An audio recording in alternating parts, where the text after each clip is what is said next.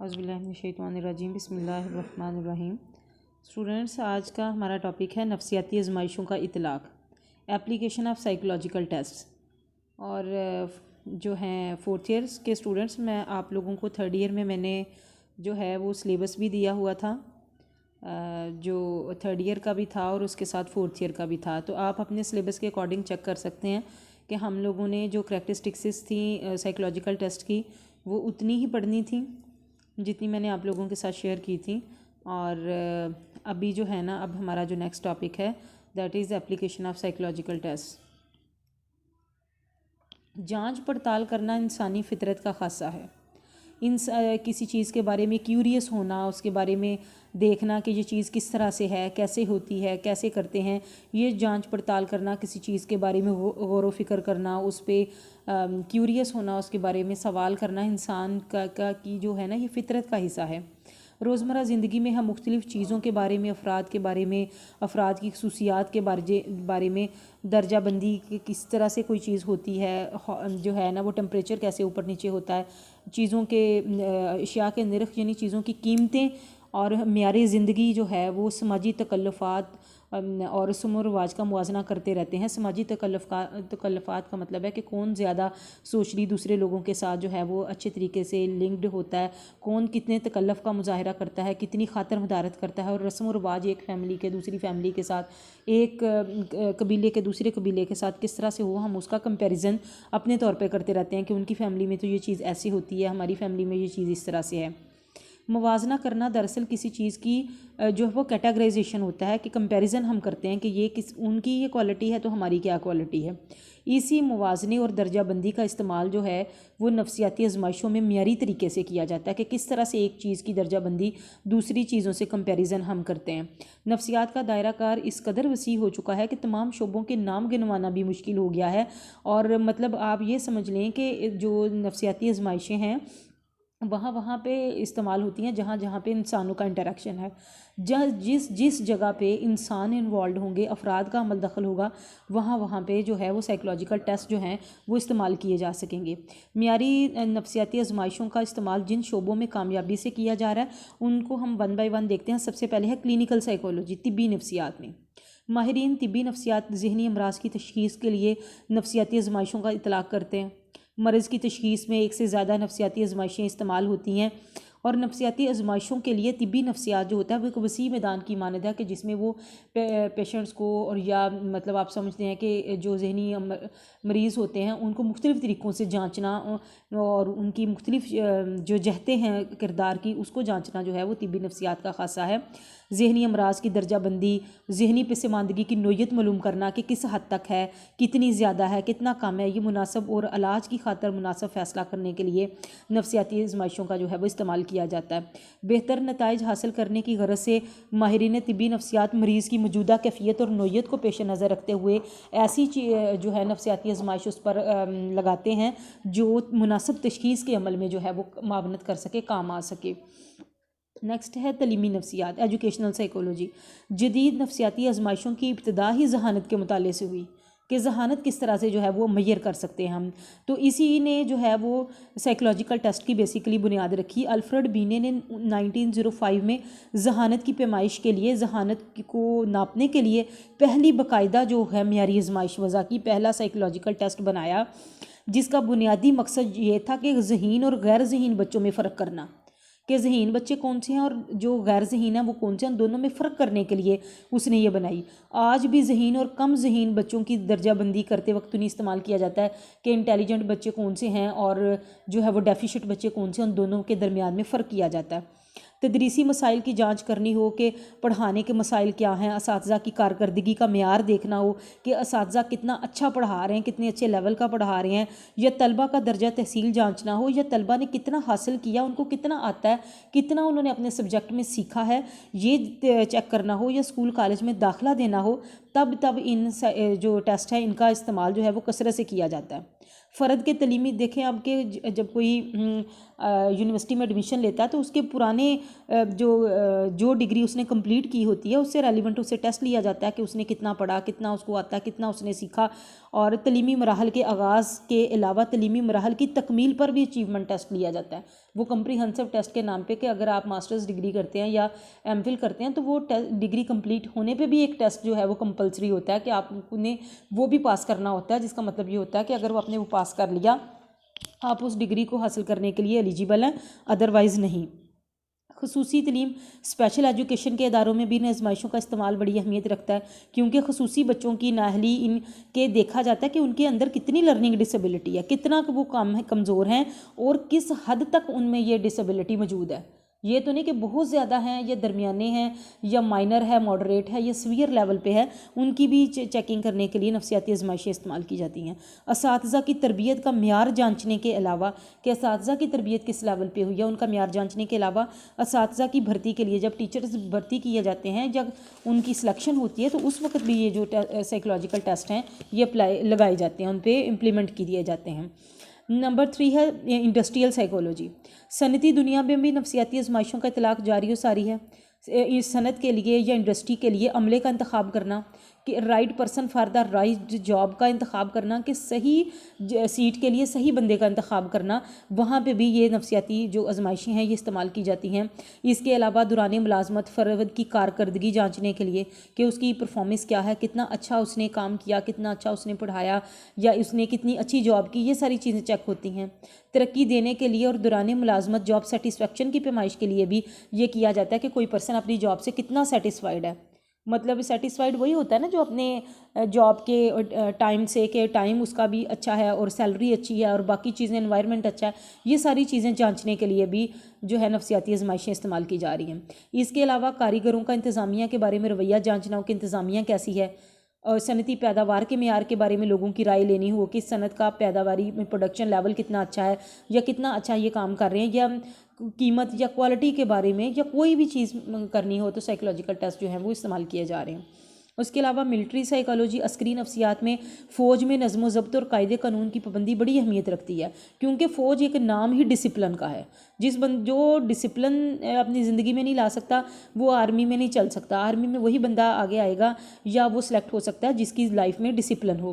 पाकिस्तान की मुसल्लह अफवाज में सबसे ज़्यादा मुनज़्ज़म तरीके से नफसियाती आजमाइशों का इस्तेमाल जो है वो किया जाता है। बहुत सी नफसियाती आजमाइशें बुनियादी तौर पर फ़ौजी ज़रूरियात के पेश नज़र बनाई गई हैं, यानी जो आर्मी वालों की डिमांड्स होती हैं या जो उनकी ज़रूरियात हैं उसके मुताबिक बनाई गई हैं।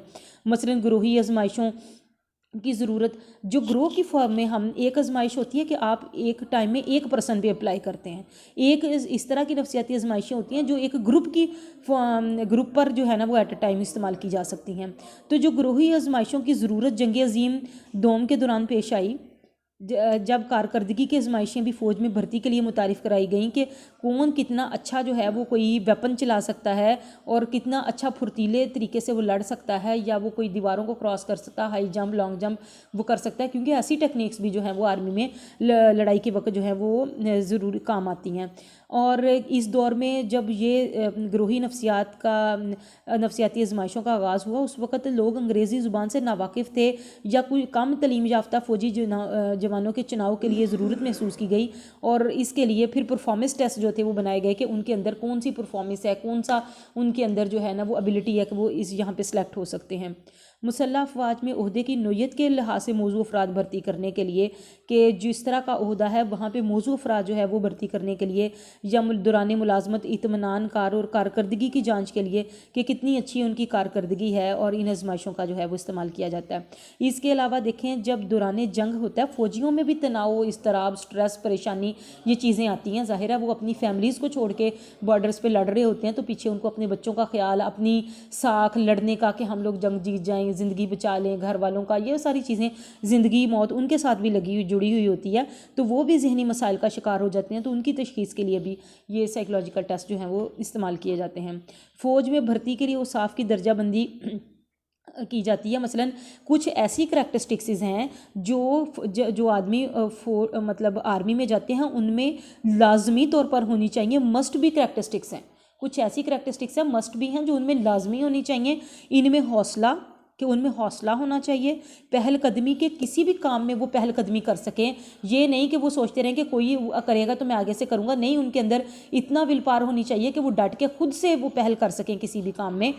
और बहादुरी होनी चाहिए, मुंजबित का मतलब है जिनमें ज़ब्त होना चाहिए उनको अपने आप पे, जारहियत मुंजबित जारहियत है कि उनको अपने गुस्से पर काबू होना चाहिए, और उसके अलावा कंट्रोल्ड एग्रेशन जो है वो उनका होना चाहिए, यानी उनको अपने गुस्से पर काबू होना चाहिए। डिसिप्लिन होना चाहिए, औसत से ज़्यादा जहानत, यानी आम लोगों से ज़्यादा उनमें जहानत होनी चाहिए। ज़ाहिर है जब कोई फ़ौज जंग लड़ती है तो वो जंगी चालें भी चलती है, दुश्मन पे हमलावर भी होती है, तो उनमें जहानत भी होनी चाहिए, जज्बाती इस्तेहकाम होना चाहिए। ये नहीं कि कभी तो वो छोटी सी बात पे गुस्से में आ जाए और कभी बहुत ज़्यादा है, उनमें बर्दाश्त की कुव्वत बर्दाश्त, खुद एतमादी होनी चाहिए। उनको पता होना चाहिए कि मैं जो काम कर रहा हूँ ये इसका रिजल्ट ठीक निकलेगा, या दूरअंदेश उन लोगों को होना चाहिए, और उम्दा मनसूबाबंदी करने वाले वो लोग हों। और जितना ये फ़र्द में उसाफ पाए जाएंगे इतना ही वो फ़ौज के लिए अहल समझा जाएगा। इनकी जब आर्मी की सिलेक्शन होती है तो इनकी जो ट्रेनिंग होती है वहाँ पे ये सारी चीज़ें इनके अंदर चेक की जाती हैं कि कितना हौसला, कितनी पहलकदमी और क्या चीज़ें इनके अंदर हैं। और कुछ ऐसी खूबियाँ हैं जो फ़ौज की मुलाजमत के लिए ना तो लाजमी हैं और ना ही मुस्बत कहलाते हैं, ताहम इन असाफ की मौजूदगी जो होती है वो मावन होती है। इन्हीं कुड भी करैक्टरिस्टिक्स कहा जाता है, जिनमें खेलों का शाइक होना, ज़ाहिर आर्मी में भी खेलों का ये होते हैं, अच्छा मुकर्रर होना कि वो अच्छा बोल सके, खुश गुफ्तार होना, अच्छी गुफ्तगू करने वाला बंदा, और हर दिल अजीज़ होना जो हर एक का पसंदीदा हो। ऐसा नहीं कि वो नक चढ़ा जेलस सड़ियल हो कि उसको कोई पसंद ही ना करे, किसी कम्युनिटी में बिठाना पसंद ना करे, ग्रुप में उसके साथ डिस्कस करना पसंद ना करे, ऐसा नहीं होना चाहिए। उसके अलावा कुछ ऐसी खूबियाँ भी हैं जो फ़ौज की मुलाजमत के लिए ना तो लाजमी हैं लेकिन फिर भी हरगिज़ जो हैं उनमें मौजूद नहीं होनी चाहिए, और फ़ौज में किसी तौर पर भी ये काबिल कबूल नहीं होती। मसलन जज्बाती अदम इस्तेकाम, फटाफट गुस्से में आ जाना, कभी अपने आप पे कंट्रोल नहीं है उनका, मतलून मिजाजी है, मतलब गुस्से वाले हैं, तुनक मिजाजी, चिड़चिड़ा होकर बात करना, आगे से अजीब तरीके से रूखेपन से जवाब देना, इंतहाई नरम मिजाजी जो है वो भी काबिल बर्दाश्त नहीं होती। ना तो इतना नरम हो कि वो बिल्कुल ही उसका कोई वर्थ ना रहे, और ना इतना सख्त हो कि उसको कोई बुलाना ही पसंद ना करे। मकारी नहीं होनी चाहिए, हुक्म अदूली नहीं होनी चाहिए, यानी कि आपको जो हुक्म दिया जाए, आर्मी में तो जो हुक्म मानने वाला है वो इस हद तक है कि अगर आपका सीनियर आपको कहता है ना कि खुद को गोली मारो, तो सवाल करने का ऑप्शन नहीं होता, उसमें डायरेक्ट अपने आप को फटाफट उन्होंने खुद पे ही चला लेनी होती है। यानी इस हद तक ओबीडियंट जो है वो लोग वहाँ पे चाहिए होते हैं कि वो सिचुएशन के मुताबिक जो हुक्म मिले बग़ैर सवाल किए उसको मानना जो है वो फ़ौज की में एक करैक्टरिस्टिक्स है। लेकिन और कुव्वत फ़ैसला का फुकदान कि वो कोई फ़ैसला ही ना कर सकें, ऐसे लोग जो है ना वो ऐसी चीज़ें नहीं चाहिए होती हैं उनको। इन तमाम उसाफ़ की तफसीली पैमाइश के लिए जो हैं वो फिर जहनी आजमाइशें मुरतब की जाती हैं और उम्मीदवारों पर कामयाबी से इस्तेमाल की जा रही होती हैं। गाइडेंस एंड काउंसलिंग, मुशावरत और रहनुमाई, जिस तरह से तिबी नफ्सियात में ज़हनी अमराज से मुतल्लिक़ा मसाइल का हल तलाश किया जाता है तो ये नफ्सियाती आजमाइशें उन पर लगाई जाती हैं, इस तरह से गैर तिब्बी मसाइल को हल किया जाता है। जैसे मुशावरत और रहनुमाई, किसी चीज़ के बारे में रहनुमाई, अफराद रहनुमाई के ज़िम्मन में, मुशावरत के ज़िम्मन में इनका इस्तेमाल करते हैं। कहाँ कहाँ पे? पेशावराना रहनुमाई, पेशे से मुतल्लिक़ा रहनुमाई, अज़दवाजी मशावरत। रहनुमाई और मुशावरत का दायरा कार बहुत वसी है, हर शोबा हयात से इसका तल्लुक़ है। जैसे कॉलेज में स्टूडेंट्स आते हैं या यूनिवर्सिटी में जाते हैं तो उनको ये समझ नहीं होती कि हम अपने लिए कौन से सब्जेक्ट जो हैं वो सिलेक्ट करें, तो तलबा को भी रहनुमाई और मुशावरत दरकार होती है जो फिर उनको प्रोवाइड की जाती है। मुलाजमत के ख्वाहिशमंद अफराद को भी रहनुमाई की ज़रूरत होती है कि हम कौन सी जॉब करें, कौन सी हमारे लिए बेहतर है, कहाँ पर हम अपनी एबिलिटीज़ का फुल फ्लैज दे सकते हैं। इज़्दवाजी मसाइल में घिरे हुए जोड़ों को भी मुशावरत की ज़रूरत होती है कि वो अपने मसाइल को हल करने के लिए जो है वो गर्ज ये कि हर शुबा है ज़िंदगी में नफ्सियाती आजमाइशें जो हैं वो मसाइल का तयन करने में मावून होती हैं। नंबर 6 है नशरुमा की नफ्सियात, डेवलपमेंटल साइकोलॉजी। फ़र्द की नशरुमा का मुतालिया करने के लिए नशरुमा को मुख्तलिफ अदवार में तकसीम किया जाता है, यानी बचपन, बलोगत, जवानी और बुढ़ापा। इन तमाम अदवार में नशरुमा के मुख्तलिफ पहलुओं का जायज़ा लिया जाता है। मतलब चाइल्ड साइकोलॉजी में बच्चे की तरक्की और इनहराफी कैफियत का अंदाज़ा लगाया जाता है कि वो दूसरे बच्चों से के बराबर उसकी डेवलपमेंट या ग्रोथ हो रही है या उनसे कम हो रही है। और नशरुमा के मदारिज का जायज़ा लिया जाता है कि क्या देखें हर मरहले की कुछ ना कुछ खुसूसियात होती हैं। 0 से 2 साल तक का जो बच्चा है ना वो अपना देखें जब पैदा होता है वो अपने आप का सर नहीं संभाल सकता, लेकिन 2 साल तक के अरसे में वो सर संभालना, बैठना, क्रॉल करना, सहारे से खड़ा होना, फिर सहारे से एक एक कदम चलना और उसके बाद भागना, ये सारी चीज़ें सीख लेता है। इतनी रैपिड डेवलपमेंट होती है स्टेज में कि इसके अलावा किसी और लाइफ का जो स्टेज है वहाँ पे इतनी रैपिड ग्रोथ नहीं होती जितनी यहाँ पे होती है। तो इस तरह से ये जो कंपैरिजन होता है कि क्या उसने मरहलावार स्टेप बाय स्टेप जो उसकी डेवलपमेंट है उसने टाइमली उसको अचीव किया उसके माइलस्टोन्स को, या उसने बाकी बच्चों से वो पीछे रहा, ये सारी चीज़ें उसके बारे में जो है वो मालूम की जाती हैं। फिर है सोशल साइकोलॉजी। समाजी नफ्सियात में फ़र्द का मुतालिया समाज और ग्रोह के हवाले से किया जाता है। इंसान को जो है वो सोशल एनिमल कहा गया। इंसान अकेला ज़िंदगी नहीं गुजार सकता, उसके दूसरे जो है लोगों की, रिश्तों की ज़रूरत होती है जिनके साथ वो जो ज़िंदगी गुजार सके। और ज़िंदगी में ऐसे भी बहुत से मोड़ आते हैं जहाँ नफ्सियाती आजमाइशों का इस्तेमाल मालूमात और हक़ाइक़ को मरूज़ी और काबिल एतबार बना देता है। फ़र्द और ग्रोह की दर्जाबंदी करनी हो, फ़र्द की ग्रोह में पसंदीदगी या नापसंदीदगी का जायज़ा लेना हो कि लोग उसको पसंद करते हैं या नहीं करते, और किसको वो कायद मानते हैं, किसकी वो बात ज़्यादा मानते हैं। अब आप इसको छोटे लेवल पे भी अगर लें तो अगर आप लोग 2 3 4 लोग फ्रेंड्स का एक ग्रुप हो तो आप ये देखेंगे कि कोई एक बंदा ऐसा होगा जो पूरे ग्रुप को लीड ही कर रहा होता है, यानी जो वो बात कहता है बाकी लोग ग्रुप उसकी चुपचाप मानना शुरू हो जाते हैं, और फिर वो पसंदीदा भी होता है ग्रुप का। कुछ ऐसे ग्रुप में भी मेंबर होते हैं जिसको सारे ग्रुप वाले बड़ा पसंद कर रहे होते हैं कि हाँ ये अच्छी है आदत की, और सारे उसके साथ बात करना जो है वो ज़रूरी समझते हैं। तो ये चीज़ें भी हैं।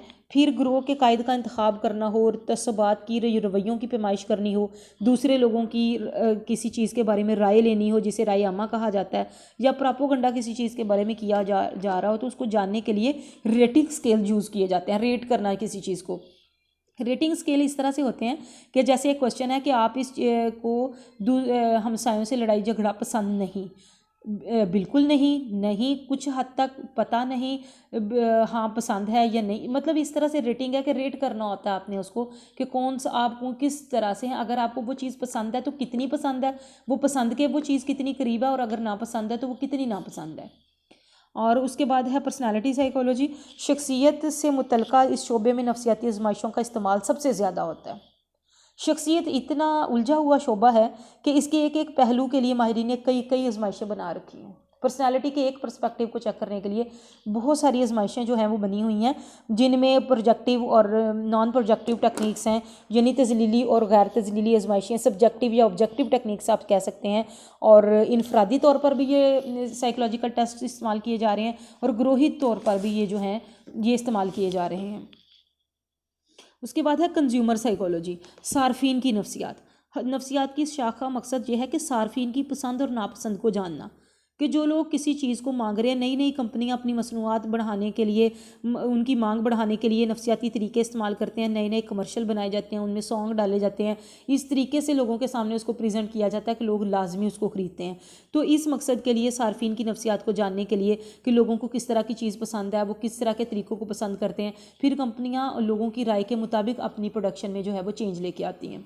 उसके बाद है मेजरमेंट ऑफ क्रिएटिव एबिलिटीज़, तख्लीकी सलाहियत की पैमाइश। जहानत और काबिलियत के अलावा फ़र्द की तख्लीकी सलाहियतों की भी दर्जाबंदी की जाती है कि देखें हर बंदे के अंदर कोई ना कोई क्वालिटी ऐसी होती है जो दूसरे में नहीं होती। कुछ लोगों में क्रिएटिव एबिलिटी जो है वो स्टिचिंग से होती है, कोई कुकिंग बहुत अच्छी कर रहा होता है, किसी कोई फ्लावर मेकिंग बड़ी अच्छी कर रहा होता है, कोई आर्ट एंड क्राफ्ट में जा रहा होता है। तो ये ऐसी एबिलिटीज़ हैं जो हर एक में कॉमन नहीं होती। और रिसर्च में देखें एक ऐसा शोबा है जिसमें नए नए मौज़ूआत हर वक्त शामिल होते रहते हैं। एक रिसर्च आती है, कुछ 1-2 महीनों के बाद ही चाहे उसके बारे में कोई नई रिसर्च आ जाए और पुरानी को वो बिल्कुल बीच में से आउटडेटेड कर दें। तो इस तरह से आजमाइश जो बनाई गई आजमाइशों का तर्जमा अपने मुल्क और हालात के पेश नज़र करके तो अपने मुल्क के ऊपर जो हैं वो शोबों से तहकीक फिर की जाती है, ताकि वो अपने मसाइल को हल करने के लिए और जो है उसके नई आने वाली जो तहकीक है उसके रिज़ल्ट्स को अप्लाई करने के लिए की जाती है। पहले से वज़ा की गई आजमाइश और मियारी काम बनाने का काम भी इसी शोबे के में किया जाता है। सरकारी और गैर सरकारी इदारे भी अपनी तहकीकात के लिए नफ्सियाती आजमाइशें जो है मुरतब करवाते हैं कि अपने जो है वो अपने हिसाब से, अपनी रिसर्च के हिसाब से, जो उनके तरीक़ाकार है उसके हिसाब से उसकी तहकीकात करवाते हैं। और इसके अलावा भी नफ्सियाती आजमाइशों का जो है वो इतलाक़ किया जाता है और माहिरीन की जो है वो खिदमात हासिल की जाती हैं।